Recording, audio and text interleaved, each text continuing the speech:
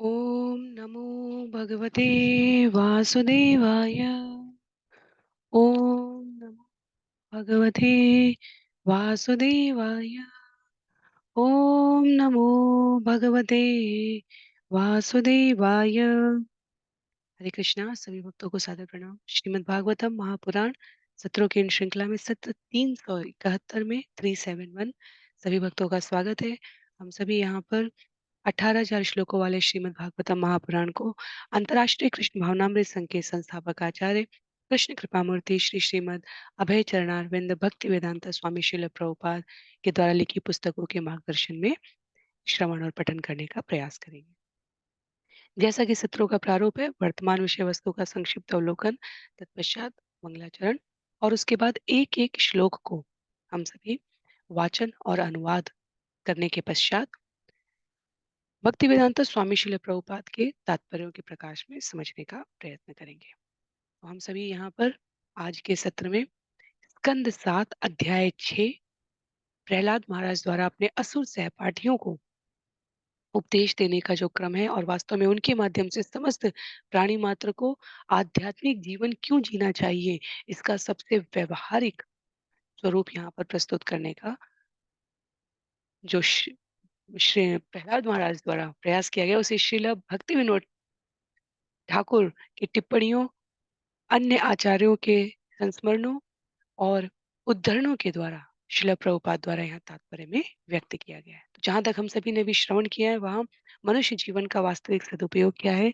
अपने जीवन को दुरुपयोग करने से हम कैसे बचा सकते हैं, आयु की संख्या के अनुसार हम कितने समय को वैसे भी अपने नियंत्रण में नहीं रख सकते, और इन सब से परे भौतिक सफलता और आध्यात्मिक सफलता के जो मानक हैं, जो बिंदु हैं, सूचक हैं, उनमें क्या भिन्नता है, ये सभी हमने यहाँ पर श्रवण किया था। आज के सत्र में हम सभी श्लोक संख्या 19 से आगे समझने का प्रयास करेंगे। तो जिनके पास पुस्तक है, सदैव की तरह मेरा उनसे अनुरोध रहेगा कि आप पुस्तकों का प्रयोग करेंगे। अन्य सभी की सुविधा के लिए यहाँ स्क्रीन पर आपके लिए श्लोक भी प्रस्तुत किए जाएंगे। तो भगवान को पूजा करने के लिए, उनसे अपनी शरणागति के लिए निवेदन करने के लिए इस प्रकार के भाव होने चाहिए, ये सभी आज के बिंदुओं में समाहित रहेगा। तो 30 श्लोकों वाले इस अध्याय के तीसरे भाग को हम सभी आज श्रवण करेंगे। आरंभ करते हैं मंगलाचरण से। नारायणं नमस्कृत्य नरं चैव नरोत्तमं देवीं सरस्वतीं व्यासं ततो जयमुदीरयेत्। शृण्वतां स्वकथा कृष्ण पुण्यश्रवणकीर्तन यद्यन्तस्थो यभद्राणि विदुनोति सुयत्स्यताम्। नष्टप्रायेष्वभद्रेषु नित्यं भागवत सेवया भगवत्युत्तमश्लोके भक्तिर्भवति नैष्ठिकी। ॐ अज्ञानतिमिरान्धस्य ज्ञानाञ्जनशलाकया चक्षुन्मीलितं येन तस्मै श्रीगुरुवे नमः। मूकं करोति वाचालं पङ्गुं लङ्घयते गिरिं यत्कृपातमहं वन्दे परमानन्दमाधवम्। वाञ्छाकल्पतरुभ्यश्च कृपा सिन्धुभ्य एव च पतितानां पावनेभ्यो वैष्णवेभ्यो नमो नमः। जय श्री कृष्ण चैतन्य प्रभो नित्यानंद श्री अद्वैत गदाधर श्रीवासादि गौर भक्तवृंद। हरे कृष्ण कृष्ण कृष्ण हरे हरे, हरे राम राम राम हरे हरे, हरे कृष्ण कृष्ण कृष्ण हरे हरे, हरे राम राम राम हरे हरे, हरे कृष्ण कृष्ण कृष्ण हरे हरे, हरे राम राम राम हरे हरे। हरे कृष्णा। पुनः सभी भक्तों को सादर प्रणाम। सत्र 371 में हम सभी स्कंद 7 अध्याय 6 भाग 3 श्लोक संख्या 19 से इस विषय को श्रवण करने जा रहे हैं, जहाँ प्रहलाद महाराज द्वारा अपने सहपाठियों को जो उपदेश दिया गया है, उनके माध्यम से समस्त प्राणी मात्र को जो ज्ञान प्रदान करने का प्रयास किया गया, उसका उल्लेख है। श्लोक संख्या 19। न यच्युतं प्रीणयतो बह्वायासोऽसुरात्मजा आत्मत्वात् सर्वभूतानां सिद्धत्वादिह सर्वत। हे दैत्य पुत्रों, भगवान नारायण ही समस्त जीवों के पिता और मूल परमात्मा है। फलस्वरूप उन्हें प्रसन्न करने में या किसी भी दशा में उनकी पूजा करने में बच्चे या वृद्ध को कोई अवरोध नहीं होता। जीव तथा भगवान का अंतः संबंध एक तथ्य है। अतएव भगवान को प्रसन्न करने में कोई कठिनाई नहीं है।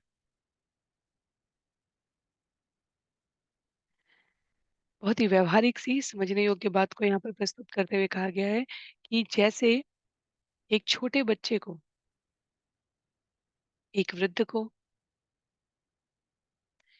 किंचित मात्र भी स्नेह सिक्त संबंधों के द्वारा समझाकर, बताकर,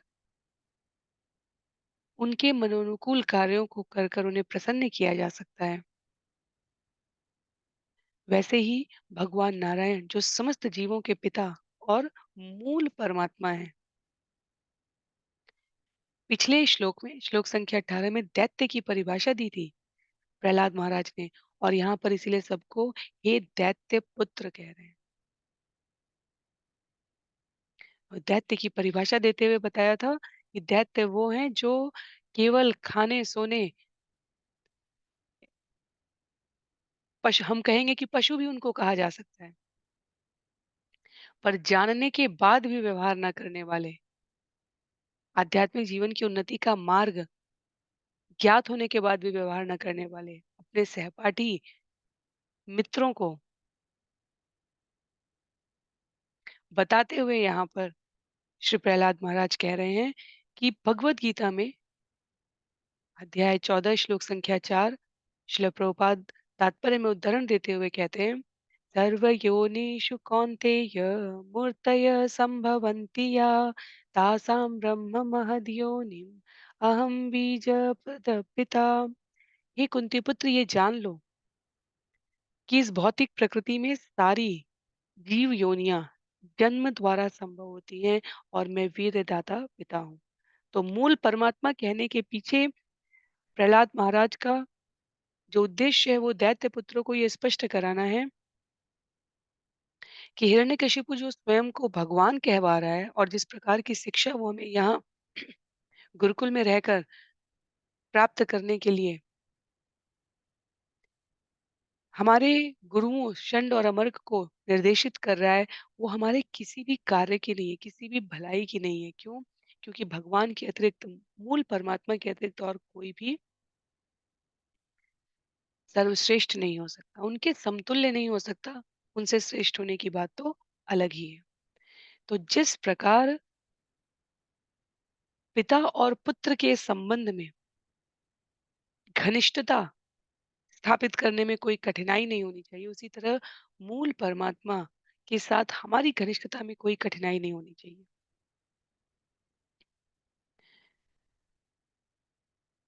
श्रील प्रभुपाद आगे कहते हैं तात्पर्य में, नारायण को प्रसन्न करने में उतना प्रयत्न नहीं करना पड़ता जितना अपने परिवार को, जाति को, राष्ट्र को, समाज को, संस्था को, संबंधियों को सदा सर्वदा खुश रखना कठिन कार्य लगता है।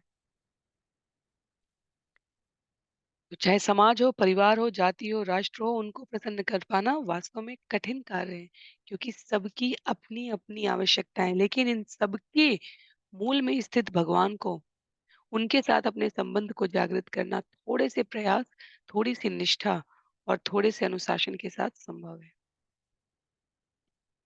भगवान के पवित्र नाम के श्रवण और कीर्तन, श्रवणम कीर्तनम विष्णु, उसमें थोड़ा प्रयास करके भगवान को प्रसन्न करके उनकी प्रसन्नता प्राप्त करने में सफलता प्राप्त की जा सकती है। यदि कोई मनुष्य इस जीवन का असली लाभ उठाना चाहता है तो उसे भगवान के पवित्र नाम का कीर्तन करना चाहिए। तो अपने खोए हुए संबंध को पुनः कैसे जागृत करें, इसके लिए आरंभ करते हुए नवदा भक्ति की विधियों में श्रवणम कीर्तनम, वहां पर प्रहलाद महाराज अपने सहपाठियों को व्यक्त कर रहे हैं। आगे कहते हैं, श्लोक संख्या 20, 21, 22 और 23 एक साथ है। परावरेषु भूतेषु ब्रह्मन्तस्थावरादिषु भौतिकेषु विकारेषु भूतेष्वत्महत्सु च गुणेषु गुणसाम्ये च गुणव्यतिकरे तथा एक एव परो ह्यात्मा भगवानीश्वरो व्यय प्रत्यगात्मा स्वरूपेण दृश्यरूपेण च स्वयं व्याप्य व्यापक निर्देश्यो यनिर्देश्यो विकल्पितः केवलानुभवानन्द स्वरूप परमेश्वर माययान्तर्हितेश्वर्य हीयते गुणसर्गया। परम नियंता भगवान जो अच्युत तथा अजेय हैं, जीवन के विभिन्न रूपों में यथा पौधे जैसे स्थावर जीवों से लेकर प्रथम जन्मे प्राणी ब्रह्मा तक में उपस्थित हैं। वे अनेक प्रकार की भौतिक सृष्टियों में भी उपस्थित हैं तथा सारे भौतिक तत्वों, संपूर्ण भौतिक शक्ति एवं प्रकृति के तीनों गुणों सतो रजो तथा तमो गुण के साथ साथ अव्यक्त प्रकृति एवं मिथ्या अहंकार में भी उपस्थित हैं। एक होकर भी वे सर्वत्र उपस्थित रहते हैं। वे समस्त कारणों के कारण दिव्य परमात्मा भी हैं, जो सारे जीवों के अंतःस्थल में प्रेक्षक के रूप में उपस्थित हैं। उन्हें व्याप्य तथा सर्वव्यापक परमात्मा के रूप में इंगित किया गया है, लेकिन वास्तव में उनको इंगित नहीं किया जा सकता। वे अपरिवर्तित तथा अविभाज्य हैं। वे परम सच्चिदानंद के रूप में अनुभव किए जाते हैं। माया के आवरण से ढके होने के कारण नास्तिक को वे अविद्यमान प्रतीत होते हैं।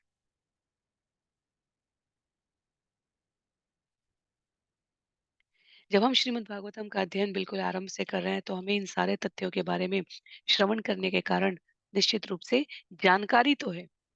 कितना हमें स्मरण है, कितना हम अपने आचरण में पालन कर पाते हैं, वो एक अन्य विषय है। पर यदि कहा जाए कि क्या हम इन विषयों से भिज्ञ हैं, क्या हमें इनकी जानकारी है, तो उत्तर है हाँ, हम सभी जानते हैं, श्रवण किया है हमने। प्रहलाद महाराज के सहपाठी दैत्यपुत्र पहली बार सुन रहे हैं। उनको किसी ने इस ज्ञान के बारे में अभी तक बताया नहीं है। इसलिए बिल्कुल आरंभ से सृष्टि के वीर्यदाता पिता के रूप में भगवान का परिचय कराते हुए प्रहलाद महाराज आगे कहते हैं, ना केवल जीवों के परमात्मा रूप में प्रत्येक के अंतःस्थल में भगवान उपस्थित हैं, अपितु इस सारी सृष्टि के संपूर्ण तत्व प्रत्येक अवयव में भी भगवान व्याप्त हैं। समस्त परिस्थितियों में व्याप्त हैं। समस्त समय काल गणना से परे होते हुए भी वो हर मूल में, हर तत्व के मूल में है। वे ब्रह्मा जी के हृदय में उपस्थित हैं। वे कुकरों, शूकरों, वृक्षों, पौधों, वनस्पतियों के भी अंतःस्थल में स्थित हैं। वे वास्तव में सर्वत्र उपस्थित हैं। प्रहलाद महाराज अपना पूरा प्रयत्न ले रहे हैं सरलतम शब्दों के द्वारा असुर मित्रों को ये समझाने में। ना केवल जीवों में अपितु भौतिक वस्तुओं में, यहाँ तक कि जिसे आज हम परमाणु, प्रोटॉन, इलेक्ट्रॉन कह रहे हैं। श्रील प्रभुपाद तात्पर्य में लिखते हैं प्रोटॉन इलेक्ट्रॉन रसायन विज्ञान का विषय है, जहाँ पर सबसे पहले हमें किसी भी एलिमेंट में, तत्व में प्रोटॉन, इलेक्ट्रॉन और न्यूट्रॉन की संख्या गिननी बताई जाती है।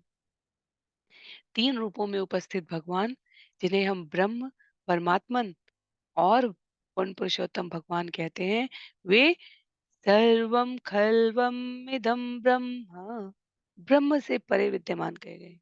हम सभी ने श्रवण किया, ब्रह्म को भगवान के शरीर से निकलने वाली ज्योति रश्मि किरणों का पुंज कहा गया है। भगवत गीता में भगवान ने स्वयं कहा है, मया ततम इदम सर्वम, ब्रह्म रूप के द्वारा सर्वत्र व्याप्त है। पर ब्रह्मणो ही प्रतिष्ठा हम, वो ब्रह्म मुझ पर, कृष्ण कहते हैं, मुझ पर, मेरे पूर्ण स्वरूप पर आधारित है। तो कृष्ण के बिना ब्रह्म या परमात्मा का अस्तित्व नहीं है। कई बार हम लोग अहम ब्रह्मास्मि समझने के चक्कर में सब में भगवान है, सब भगवान है, इन बिंदुओं का सरल अंतर किए बिना कुछ वक्तव्यों का ऐसा प्रयोग करने लगते हैं कि हम, यदि उस पर प्रश्न किया जाए, तो ना तो स्वयं को विश्वास दिला सकते हैं कि हम ऐसा क्यों करते हैं और ऐसा क्यों कहते हैं, ना अन्यों को। जिस प्रकार सूर्य की किरणों का, रश्मियों का सूर्य के गोले, सूर्य के अस्तित्व के बिना स्वयं में कोई महत्व नहीं है, वैसे ही ब्रह्म रश्मियां ज्योति पुंज का श्रील प्रभुपाद यहाँ स्पष्ट करते हैं, भगवान ने भगवत गीता में कहा है, मेरे बिना कोई अस्तित्व नहीं। स्वयं भगवान के परम सत्य पूर्ण पुरुषोत्तम की अनुभूति, जिसको हम हृदय में परमात्मा के रूप में करते हैं, वो एक है और अपने विभिन्न स्वरूप में विस्तारित है। परम कारण स्वरूप भगवान की जिन भक्तों ने शरण ली है, वो हर परमाणु में, ब्रह्मांड के हर कण में उनका अनुभव कर सकते हैं। ब्रह्म संहिता में कई श्लोक समर्पित हैं ब्रह्मा जी द्वारा भगवान की स्तुति करने में, भगवान के स्वरूप को समझाने में, भगवान की शक्तियों का विस्तार स्पष्ट करने में। और अपने शब्दों में स्वयं भगवत गीता अध्याय 7 श्लोक संख्या 14 में ब्रह्म संहिता में स्मरण करते हो, अंडांतुस्थर परमाणु चयांतरस्थम।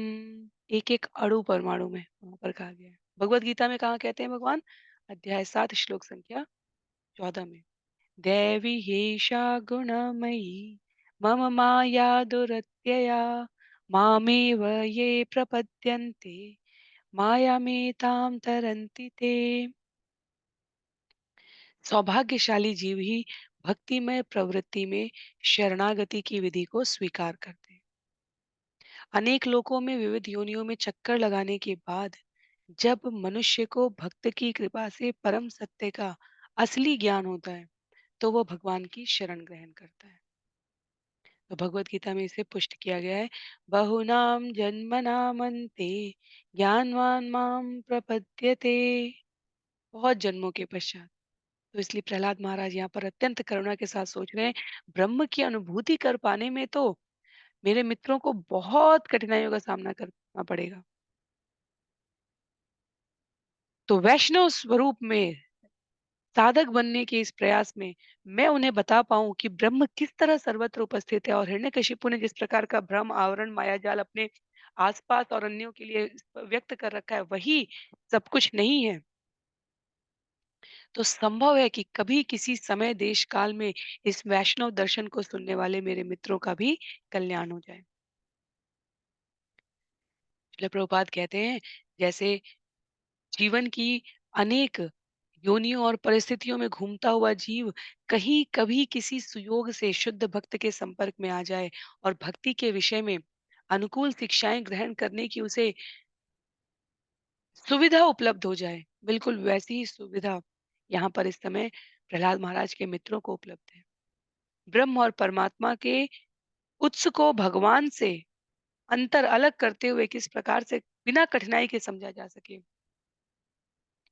वो सुविधा यहाँ पर प्रहलाद महाराज अपने मित्रों को, सहपाठियों को, मित्रों को कहना तो उतना उचित नहीं है, सहपाठियों को उपलब्ध करा रहे हैं।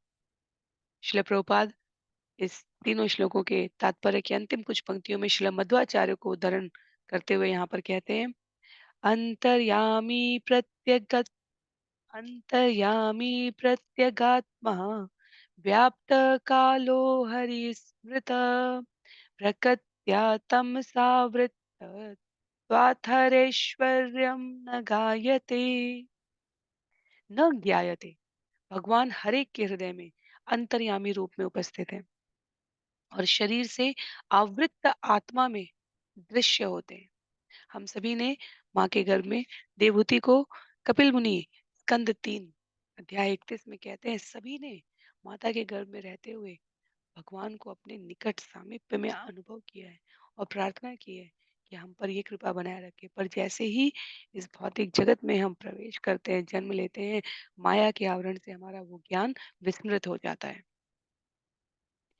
तो प्रक्षन्न होने के कारण माया के आवरण से हमें लगने लगता है कि ईश्वर है तो कहीं तो, पर यही है। ये अनुभूति किसी वैष्णव के संग से, भगवान के सतत स्मरण से, कीर्तन से और श्रवण से बनी रहती है। आगे श्लोक संख्या 24 में, तस्मात् सर्वेषु भूतेषु दयां कुरु सौहृदं भावम् आसुरम् उन्मुच्य यया तुष्यत्यधोक्षज। अतएव हे असुरों से उत्पन्न मेरे प्यारे तरुण मित्रों, तुम सब ऐसा करो कि ऐसे भगवान जो भौतिक ज्ञान की अवधारणा से परे हैं, वे तुम पर प्रसन्न हो। तुम अपनी आसुरी प्रकृति छोड़ दो और जो शत्रुता या द्वैत रहित हो, उसको छोड़ दो और शत्रुता या द्वैत रहित होकर कर्म करो। सभी जीवों में भक्ति जगाकर उन पर दया प्रदर्शित करो और इस प्रकार उनके हितैषी बनो।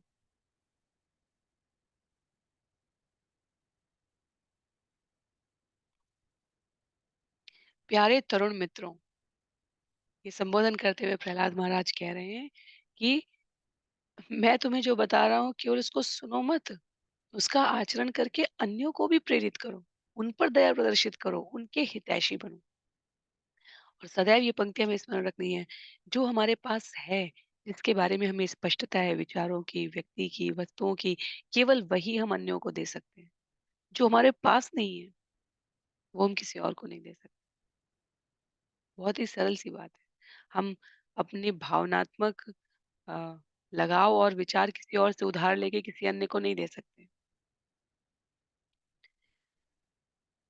श्रील प्रभुपाद यहाँ तात्पर्य में कहते हैं, भगवद गीता में भगवान ने अध्याय 18 श्लोक संख्या 55 में कहा है, भक्त्या मामभिजानाति यावन्यश्चास्मि तत्त्वतः।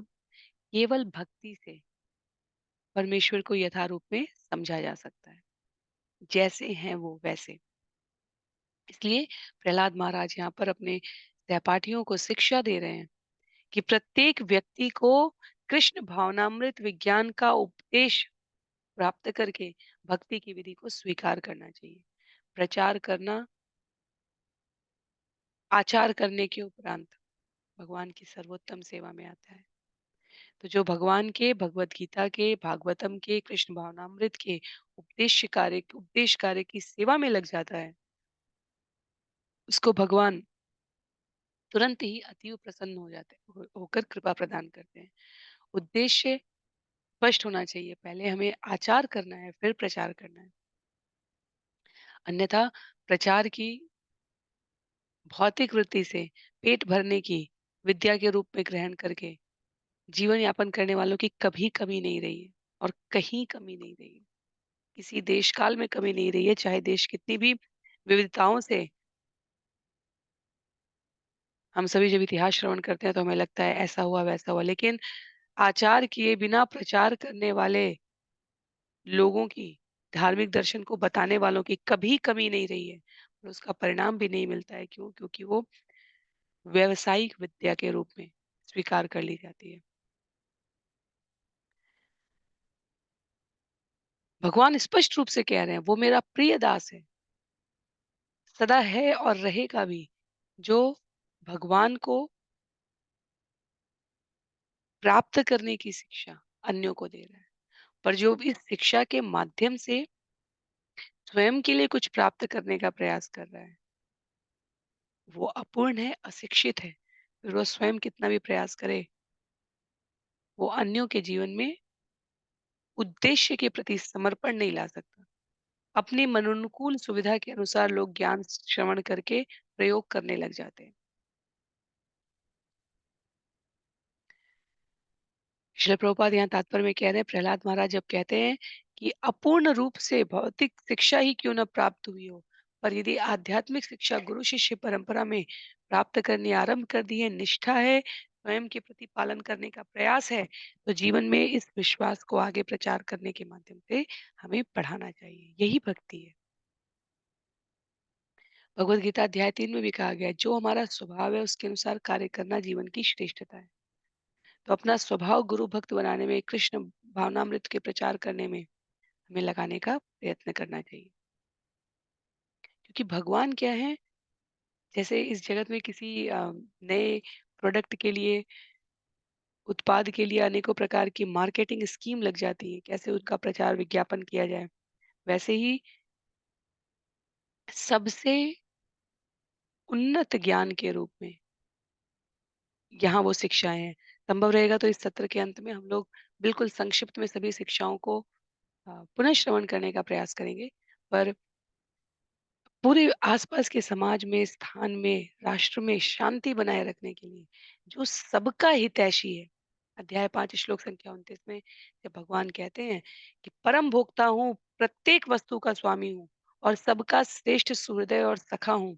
तो ये ज्ञान के प्रचार के पश्चात सभी में जो सेवक और स्वामी का भाव यदि उत्पन्न हो जाए तो कोई किसी के प्रति द्वेष नहीं रखेगा और परमेश्वर संबंधी इस ज्ञान को प्राप्त करने के पश्चात इस जीवन के उद्देश्य को समझते हुए अपने परम लक्ष्य की ओर प्रेरित हो जाएगा। तो बिना किसी भेदभाव के,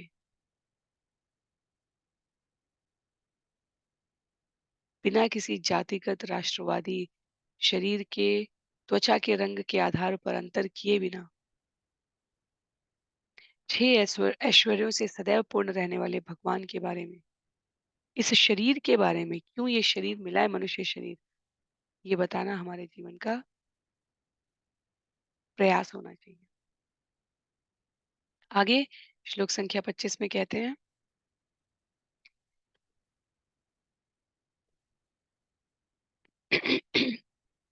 तुष्टे च तत्र किम लभ्यमनन्त आद्ये किं ते गुणव्यतिकरादिह ये स्वसिद्धा धर्मादय किम गुणेन च काङ्क्षितेन सारं जुषाम चरणयो रूपगायतां नः।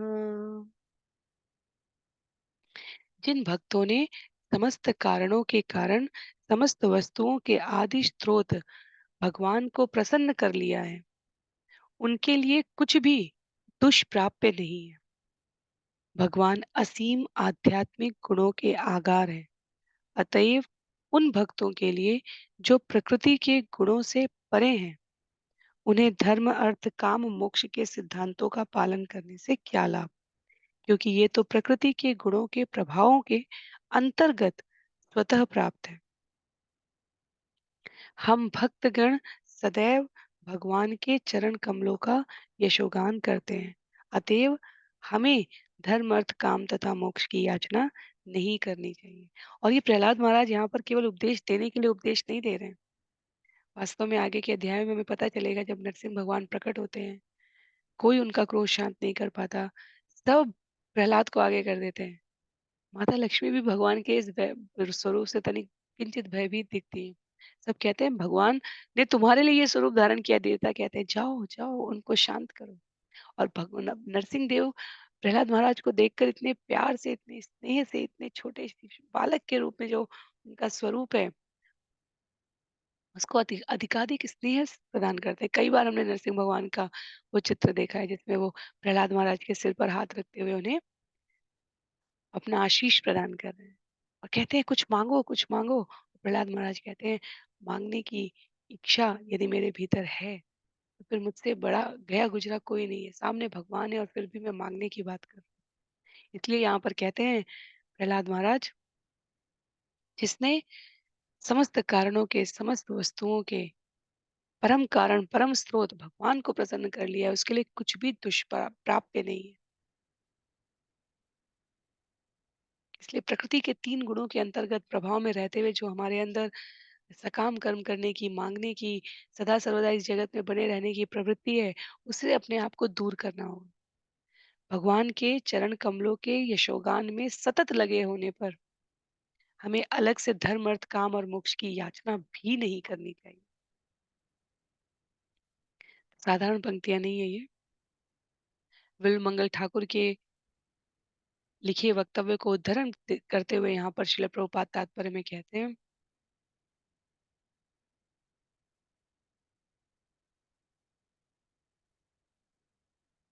ये पंक्ति शेयर करती हूँ।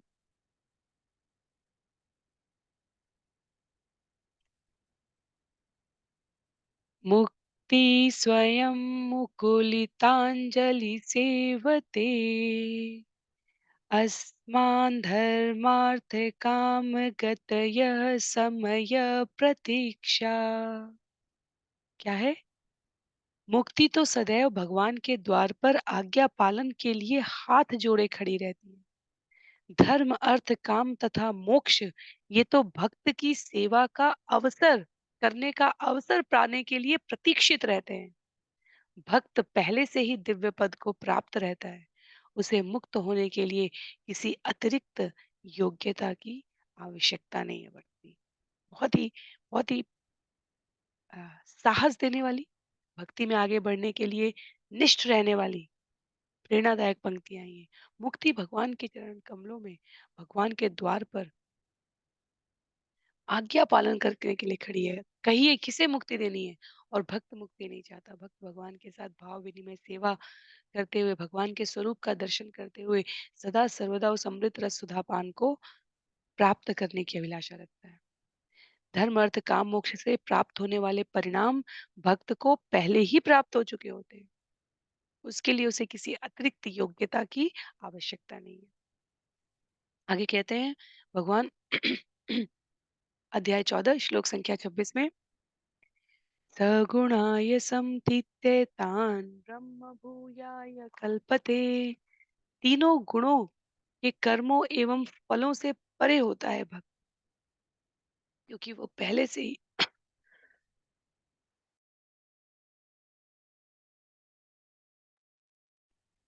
से ही ब्रह्म पद पर स्थित होता है। प्रहलाद महाराज वास्तव में स्पष्ट करना चाह रहे हैं, अड़ु अगूढ़ेन च कांक्षितेन।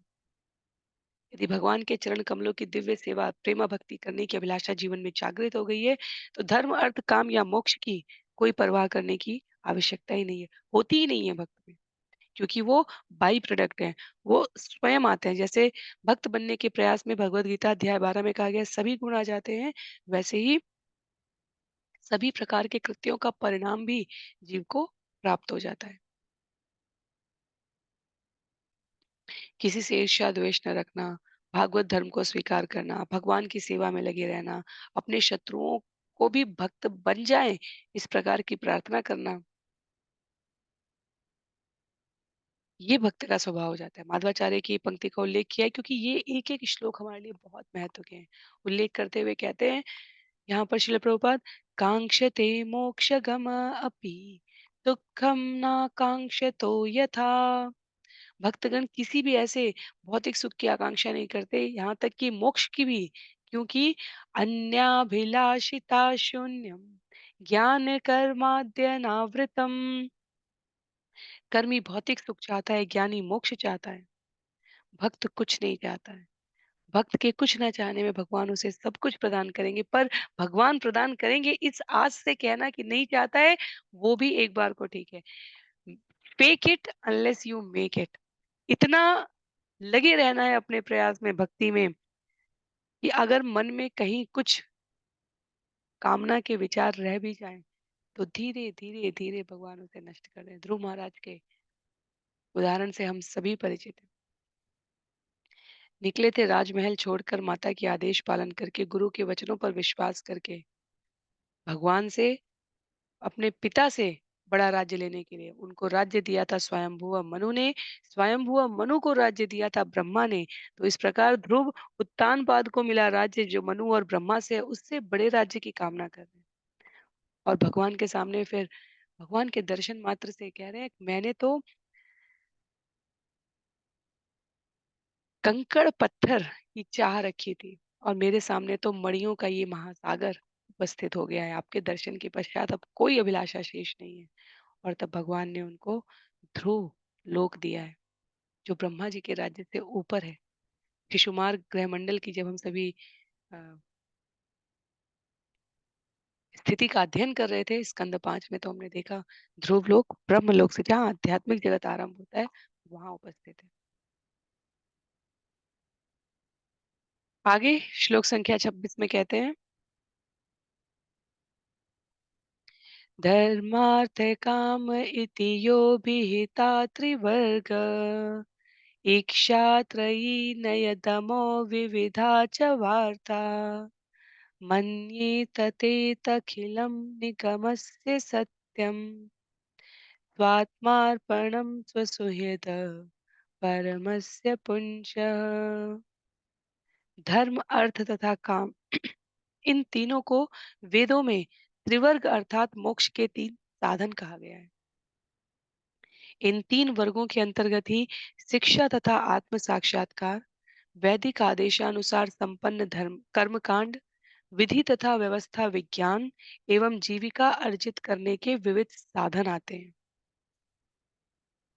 ये तो वेदों के अध्ययन के बाह्य विषय हैं, अतएव मैं उन्हें भौतिक मानता हूँ। किंतु मैं भगवान विष्णु के चरण कमलों में समर्पण को दिव्य मानता हूँ। प्रहलाद महाराज अपने विचारों से अपने सहपाठियों को अवगत कराते हुए कहते हैं, जो भक्ति की दिव्य स्थिति है, जो भगवान ने भगवत गीता में कही है, पूर्ण भक्ति में लगा रहने वाला किसी भी परिस्थिति में च्युत नहीं होता। जब अध्याय 7 में अर्जुन ने कहा कि यदि योग में लगे हुए व्यक्ति अपने मार्ग से भ्रष्ट हो गए तो क्या होगा? और भगवान ने निशंक करते हुए कहा, जो अल्प समय तक योग करते हैं, वो इस भौतिक जगत में पुनः किसी प्रतिष्ठित घर में, जहाँ साधनों की सर्वत्र सभी प्रकार की सुलभता होगी, ऐसे परिवार में जन्म लेंगे। और जो दीर्घ काल तक जन्म भक्ति करके फिर अपने मार्ग से च्युत होते हैं, वो किसी वैष्णव परिवार में जन्म लेते हैं, जहाँ उसका ये क्रम बना रहे। तो भक्ति के मार्ग में किसी प्रकार की हानि है ही नहीं। जो भौतिक जगत के कष्ट, अभाव यदि हमें किसी भक्त के जीवन में लगे, वो तो वैसे भी हर किसी के जीवन में है, किसी न किसी अन्य रूप में है।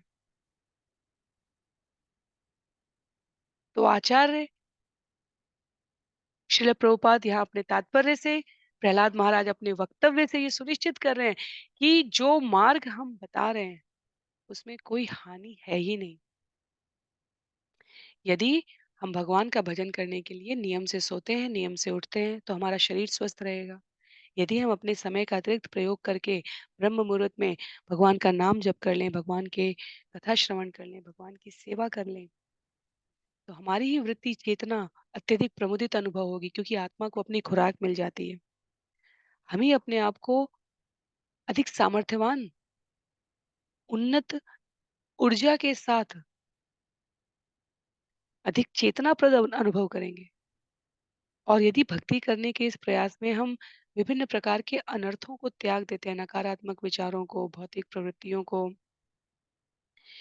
ऐसे संग को करना जिसके लिए वास्तव में अनेकानेक प्रयास चलते रहते हैं सरकार द्वारा, संस्थाओं द्वारा, भले ही वो ऊपर से दिखावे के लिए ऊपर पुस्तक के रूप में नीति निर्देशक तत्वों के रूप में वो संकलित हैं, तो सभी प्रकार का लाभ ही है, कोई हानि नहीं है। जिस समय श्रील प्रभुपाद ने अमेरिका में इसकी स्थापना की और वहां के युवाओं को आमंत्रित किया, बिना किसी जजमेंट के, कौन भक्त बन सकता है कौन नहीं, उन्होंने कहा ये ज्ञान सबके लिए है, ये जीवन पद्धति, ये जीवन शैली सबके लिए है। और उस समय के एक एक ऐसे ऐसे उदाहरण हैं। कोई ड्रग एडिक्ट था, कोई ड्रग के बिजनेस में था,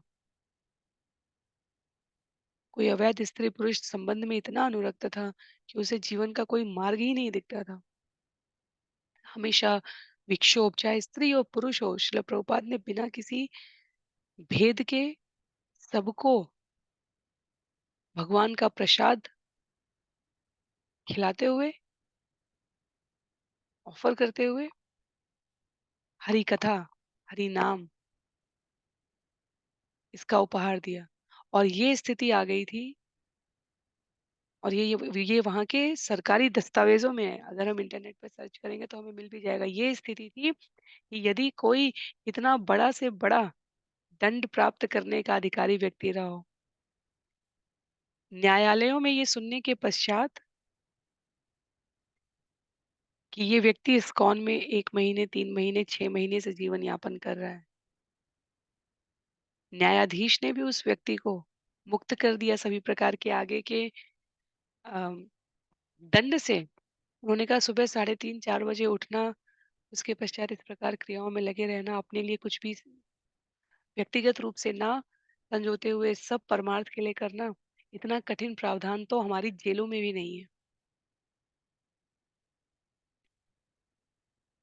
और ये केवल कहने की अतिशयोक्ति वाली बातें नहीं है, ये इसकी इसकी हम जब हमने श्रील प्रभुपाद लीलामृत श्रवण किया है तब अनेकानेक घटनाएँ हैं। कई बार तो जब साधक श्रील प्रभुपाद के पास आके कहता कि पुलिस मुझे गिरफ्तार करके ले जाने वाली, श्रील प्रभुपाद ने कहा अपना सुबह का जो स्वाध्याय है, अध्ययन है, जो प्रक्रिया है, नाम जप की जो विधि है, उसको बनाए रखना। और जेल के जो अन्य कैदी थे, कई बार 3-4 के समूह में जब गिरफ्तार हो गए थे, तो जेल के जो अन्य कैदी थे, वो इनके द्वारा किए जा रहे हरिनाम संकीर्तन से, हरिनाम जाप से इतने परेशान हो जाते थे, कहते थे कि इनको यहाँ से हटाओ, हमारे लिए रहना मुश्किल है। तो ये सब कोई अतिशयोक्ति की बातें नहीं है, ये वास्तव में भक्ति की दिव्य स्थिति का स्तर है। यदि हमें विश्वास ना हो तो इस जीवन पद्धति का बिना अनुभव के केवल श्रवण पर विश्वास करके कुछ समय तक कोई पूंजी नहीं लगानी है इसमें, सिर्फ अपने जीवन जीने की शैली को तनिक परिवर्तित करना है। और तब भी यदि हमें कुछ अनुभव ना हो, तो हम पुनः अपने जीवन शैली पे आ सकते हैं। कुछ भी नहीं छोड़ना है, कहीं किसी वन में, गुफा में, कंदरा में नहीं जाना है। इसी भौतिक जगत में परिवार संबंधी, मित्रजन, शुभचिंतकों के बीच में व्यापार, रोजगार, कॉलेज, कार्य, गृह कार्य सब करते हुए केवल अपनी जीवन शैली को मैं मेरा के भाव से परे अपनी आदतों में नियमितता रखते हुए 4 नियमों का पालन करते हुए सिर्फ कुछ समय तक व्यवहार करके देखना है। यदि ये स्पष्ट ना हो जाए कि भौतिक पद पर कर्म करते रहना जीवन का लक्ष्य नहीं नहीं है, यदि ये स्पष्ट हो जाए कि वैदिक कर्मकांड और आदेश वास्तव में सकाम कर्म की प्रवृत्ति में बने रहने के लिए, यदि ये स्पष्ट हो जाए कि आध्यात्मिक पद पर पहुंचने का सर्वश्रेष्ठ साधन नवदा भक्ति की विधियों का पालन करना है,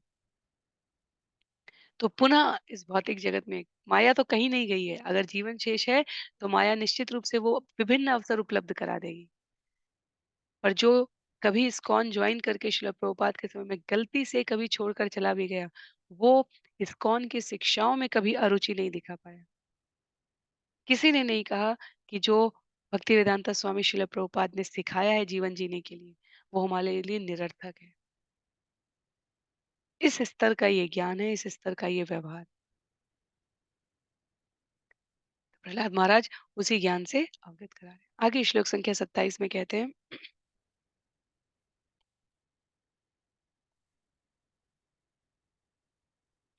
ज्ञानं ततेतम् अमलं दुर्वापमाह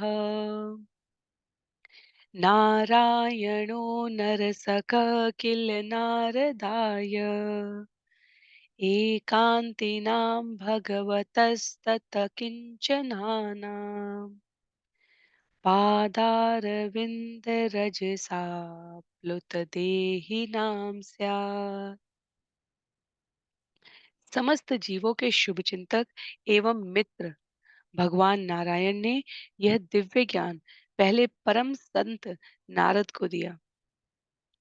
ऐसा ज्ञान नारद जैसे संत पुरुष की कृपा के बिना समझ पाना कठिन है, किंतु जिसने भी नारद की परंपरा की शरण ले रखी है, वह इसको यह ज्ञान को समझ सकता है।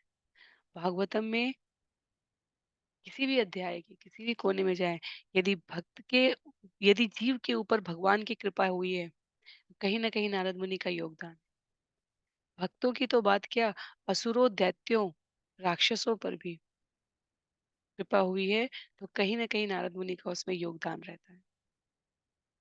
तो भगवान के इस ज्ञान को जिसे हम इतने सरल शब्दों में श्रवण कर पा रहे हैं, वास्तव में समझ पाना अत्यंत कठिन है। हम पालन ना करें, तो ये हमारे चरित्र की दुर्बलता होगी। पर ज्ञान हमें स्पष्ट नहीं है, ये हम अब नहीं कह सकते। इतने सत्रों को सुनने के बाद, भागवतम पढ़ने के बाद, भक्तों के संग में रहने के बाद, उनके जीवन के आचार, विचार और व्यवहार को अनुभव करने के बाद, में से कोई नहीं कह सकता कि ये ज्ञान, ये प्रणाली, ये विधि, ये पद्धति हमें समझ में नहीं आ रही। समझ के हम पालन ना करें, तो वो विषय दूसरा है। दुर्योधन समझ के पालन नहीं कर रहा था। धृतराष्ट्र जान के भी मान नहीं रहा। शकुनी मान के भी समझ नहीं रहा था। शिशुपाल मान के भी समझ नहीं रहा था, दुर्योधन समझ के भी व्यवहार नहीं कर रहा था।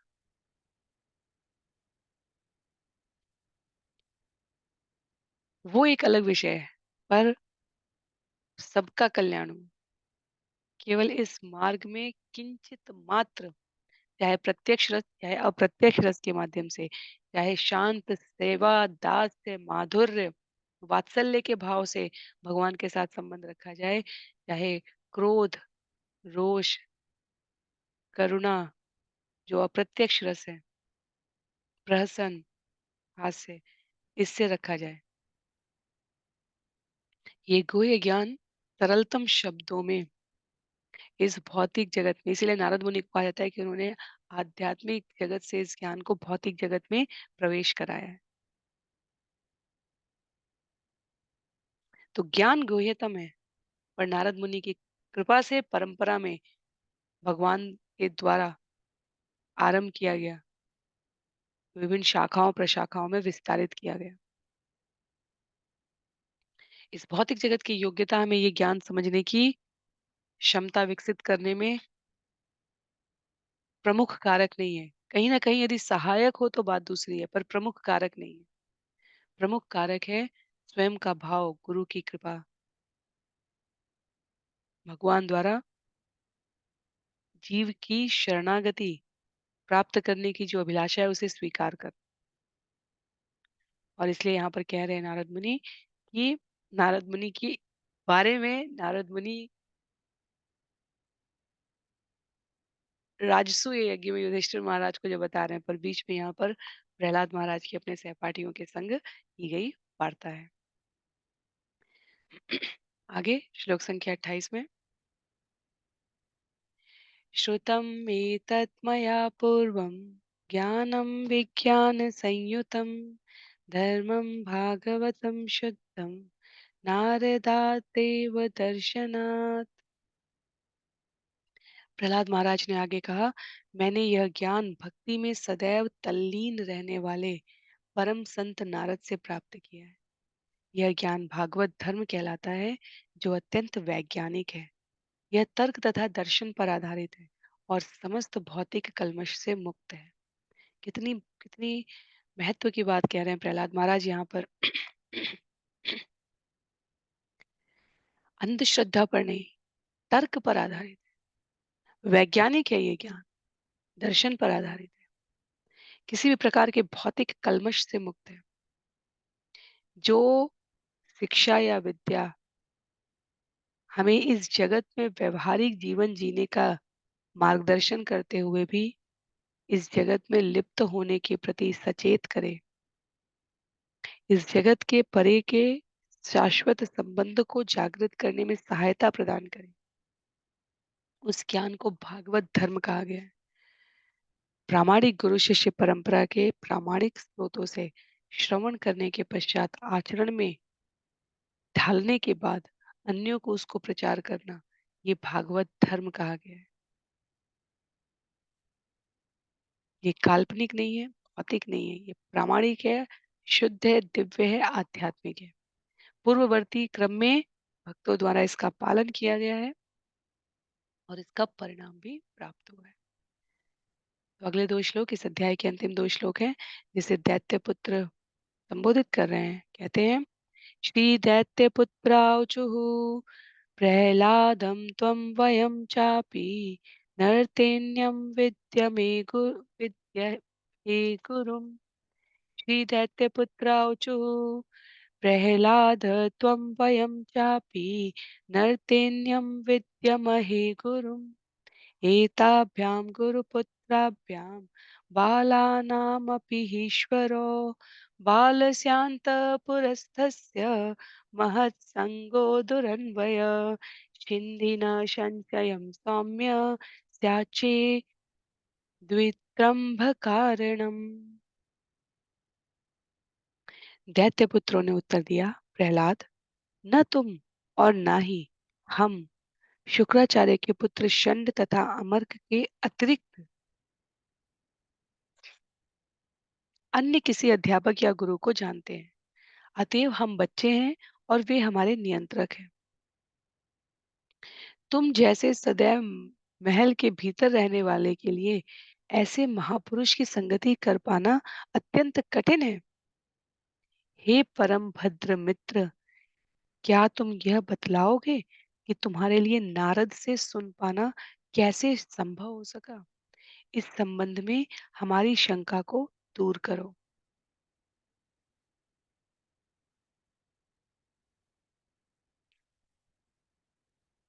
तो अब तक हम सभी को इसका अनुमान लग चुका है कि अध्याय कहाँ समाप्त हो रहे होते हैं और अगला विषय अधिक सम्यक रूप से हमें स्पष्ट रहे, बिना किसी भेद के, बिना किसी दुविधा के, तो अगला अध्याय आरंभ हो जाता है। तो इसलिए मैंने कहा था श्लोकों का वर्गीकरण परंपरा के प्रामाणिक आचार्यों की प्रबुद्धता पर है। नारद मुनि ने नहीं कहा कि अब मैं तुम्हें अगला अध्याय सुनूंगा। भगवान ने भगवत गीता में नहीं कहा कि मैं तुम्हें अब अगला अध्याय सुनाने जा रहा हूँ। आचार्यों ने विषय वस्तु का गंभीरता पूर्वक अध्ययन करने के पश्चात उसे स्पष्ट किया है। तो जब हम अध्याय 7 श्रवण करने की बात करते हैं तो हम कहते हैं प्रहलाद महाराज द्वारा अपने मित्रों को उपदेश दिया गया, सहपाठियों को।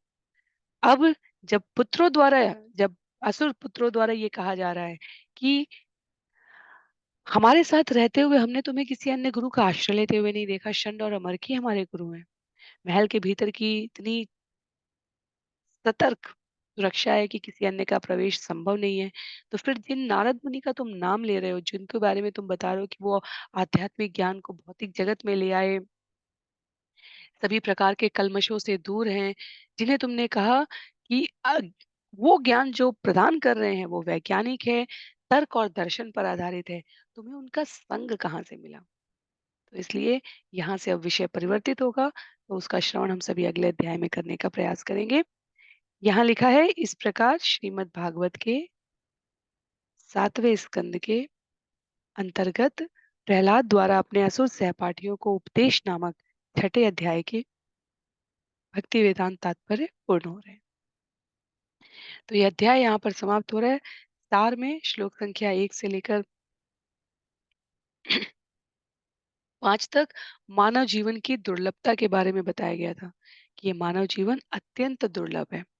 6 से लेकर 18 तक इस मनुष्य जीवन का दुरुपयोग कैसे हो रहा है, जो इतना दुर्प्राप्य है, प्राप्य जीवन, उसका दुरुपयोग कैसे कर रहा है जीव। 19 से लेकर 26 तक भगवान की भक्ति करने का जो मार्ग है उसके बारे में स्पष्टता दी गई थी और 27 से लेकर 30 तक प्रहलाद महाराज द्वारा अपने मित्रों को निश्चित रूप से इस पूरी चर्चा का सार प्रस्तुत किया गया है। तो इसलिए यहाँ पर लिखते हैं श्रील प्रभुपाद कि परंपरा को प्राप्त प्रहलाद महाराज के चरण कमलों को ग्रहण करके कोई भी आध्यात्मिक जीवन की पद्धति को समझ सकता है। इस जीवन को स्वीकार करने के लिए कोई भौतिक योग्यता नहीं चाहिए। प्रहलाद महाराज उस रहस्य को प्रकट कर रहे हैं जो उन्हें नारद मुनि से शिक्षा रूप में प्राप्त हुआ था और उससे पहले उन्होंने जो शिक्षा दी है उसके लिए कहा गया है कि भौतिक शिक्षा प्रकृति के 3 गुणों से प्रभावित होती है, लेकिन मानव समाज में जिस आध्यात्मिक शिक्षा की आवश्यकता है वो दिव्य होती है। और वो आध्यात्मिक शिक्षा क्या है? श्रवणम कीर्तनम विष्णु, इसमें हमें प्रवृत्त होना चाहिए। इससे पहले हमने श्रवण किया था कि प्रारंभ में भौतिक सुविधाओं का भोग करके बुढ़ापे में भक्ति करेंगे तो ये गलत है, क्योंकि बुढ़ापे की परिभाषा हमने कहा था किसकी कितनी मृत्यु से दूरी है उसके अनुसार उसका बुढ़ापा है। तो एक शिशु की भी अल्पकाल में देहांतरण की प्रक्रिया में ये देह छोड़ने की यदि अवस्था आ गई है तो वो किसी शरीर रूप से वृद्ध दिखने वाले अन्य मनुष्यों की तुलना में अधिक वृद्ध हो गया। अंततः प्रहलाद महाराज के सहपाठियों ने उनकी बात सुनने के बाद उनसे पूछा कि वे किस तरह इतने विद्वान और उन्नत बने हैं। और इस प्रकार यहाँ पर यह अध्याय समाप्त हो गया। तो अगले अध्याय में, अगले सत्र में हम लोग अगला अध्याय प्रहलाद ने के जन्म की कथा है। माँ के गर्भ में उन्होंने कैसे सीखा, क्या स्थितियां देवताओं ने उत्पन्न करी, किस प्रकार का युद्ध मारकाट हाहाकार हुआ, वो सभी वर्णन किया जाएगा स्कंद 7 अध्याय 7 में। तो अध्याय 7 में करीब 55 श्लोक हैं। अगले सत्र में हम सभी उसको श्रवण करने का प्रयास करेंगे। आज के लिए सत्र को यहीं पर समाप्त करते हैं। श्रील प्रभुपाद की जय, श्रील गुरुदेव की जय, अनंत कोटि वैष्णव वृंद की जय, श्रीमद् भागवतम महापुराण की जय। किसी भी प्रकार की असहमति, किसी भी प्रकार की जिज्ञासा, किसी भी प्रकार के अपने विचारों को आप वीडियो के कमेंट बॉक्स में या जहां पर भी ग्रुप में जुड़े हैं वहां प्रेषित कर सकते हैं। हरे कृष्णा।